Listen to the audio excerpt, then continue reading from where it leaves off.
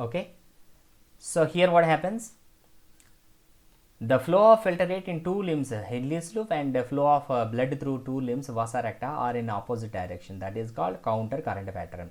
Due to the counter current and proximity between the Henle's loop and vasa recta, osmolarity increases cortex 300 milliosmol inverse to the inner medullary interstitium 1200 milliosmol inverse. Here what happens, 300 and 400, 600, 800, 1000, and whenever it is filtrate is going to inside, going to the depth of the medulla, so osmolarity is increases, and again osmolarity decreases. Here also what happens, same. So whenever blood is enters inside the medulla, osmolarity increases, and it comes outside and osmolarity is decreases. So in the depth of medulla, osmolarity is increases 300, 400, 800, 600, 800, 1000, and 1200. So what is the reason here? The major reason is simple. Here H2O is going to be absorbed. Here the electrolytes are going to be absorbed, right? And here the electrolytes are going to be absorbed.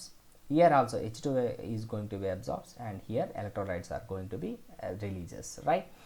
And this transports of substances facilitated by Henle's loop and vasa recta is called counter current mechanism. It maintains concentration of gradient in medullary interstitium. It enables easy passage of water from the collecting tubule, concentrate the filtrate. Human kidneys produce urine 4 times concentrated than initial filtrate formed. Human kidneys are forms the concentrated urine because of mostly the water is recollected by the recollected by water, recollected by the collecting ducts, and the vasa recta and DLOH, ALOH is maintains for the formation of concentrated urines. Okay, go through this diagram which was given in NCERT. And next one, micturition process. The gradual filing of urinary bladder causes stretching. As a result, the stretch receptors on its walls send impulses to the CNS, and the CNS passes the motor messages. It causes the contraction and smooth vessels of the urinary bladder, and stimulations relaxations of the urethral sphincter, and it results in a micturition process, release of urine.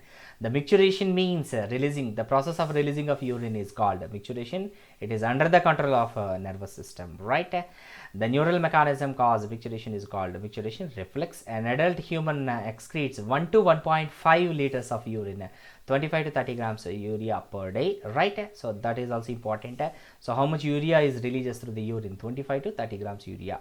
Urine is light yellow colored and water fluid is slightly acidic. What is the pH of urine? 6. Urine pH is 6 and has a characteristic odor. So there is a smell is presented, and various condition can affect the characteristic of urine.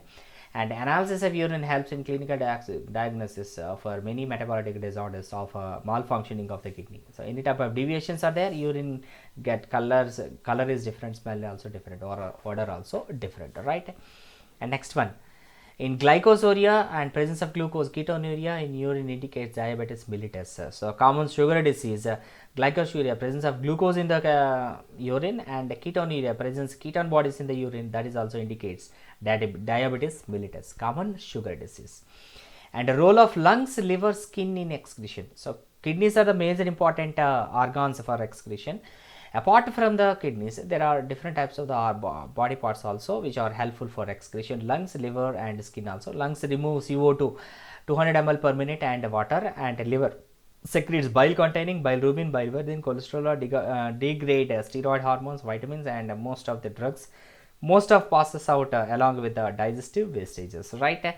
Liver also major excretory organ, and skin also major excretory organ, consists of sweat glands and sebaceous glands. Sweat gland contains water and NaCl, small amounts of urea and lactic acid, and primarily functions of sweat is giving a cooling effect on the body surface, and sebaceous gland eliminate sterols and hydrocarbons, waxes, etc. And through the sebum, provides a protective oily covering for the skin. So sebaceous gland secretes sebum. Through the sebum also some of the excretory glands or excretory materials also releases, and saliva also eliminates small amounts of nitrogen wastages, right?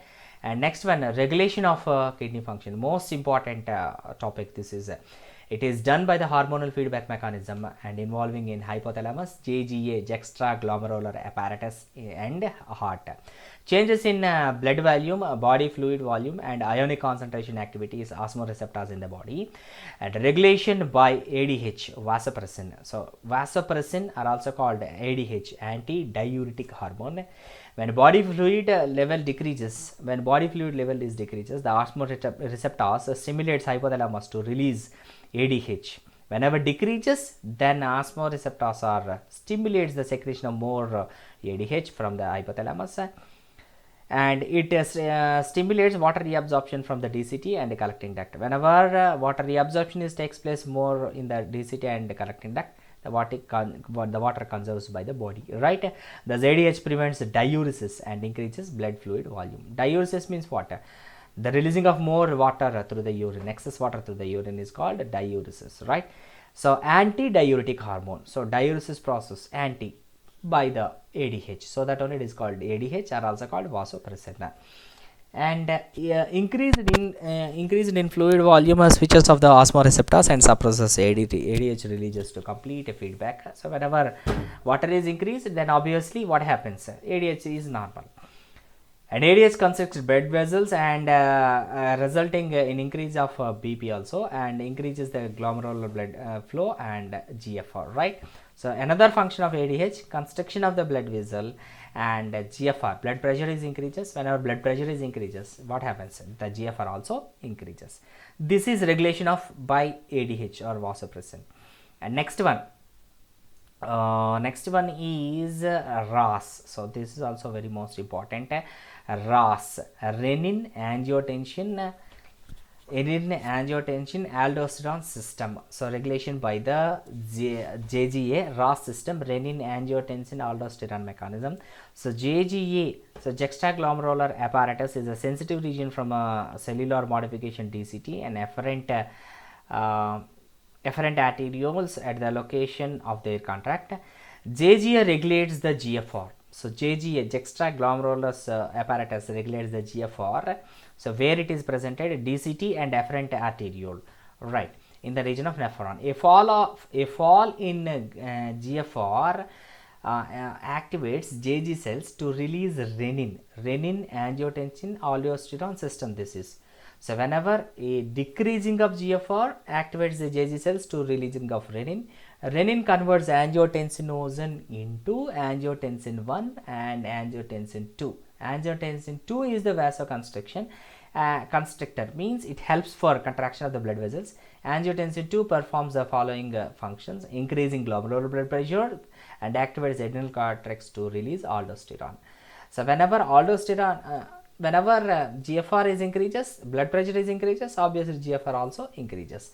Aldosterone causes reabsorption of Na and water from the distal parts of the tubule. This also leads an increasing of the blood pressure in the GFR.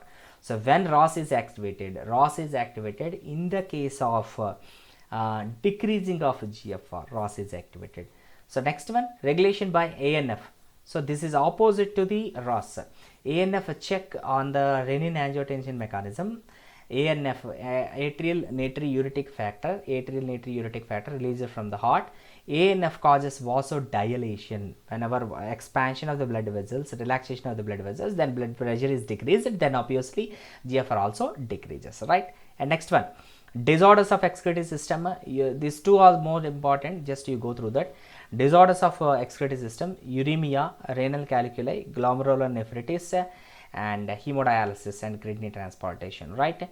So uremia, renal calculi, glomerulonephritis. Uremia, accumulation of urea in the blood which may lead to kidney failure. So more urea is deposited in the blood is called uremia. Renal calculi, formation of kidney stone or insoluble mass of crystallized salts, oxalates, and formed within the kidney is called renal calculi. And glomerulonephritis, inflammation of glomeruli is called glomerulonephritis. And hemodialysis, artificial kidney. In patients with uremia, urea is removed by hemodialysis. So those patients are suffering with uremia. So for that, persons undergoes the process of hemodialysis, right? And the dialyzing unit, artificial kidney, contains coiled cellophane tube surrounded by the dialyzing fluid. So artificial kidney, which is helpful, how it works, presence of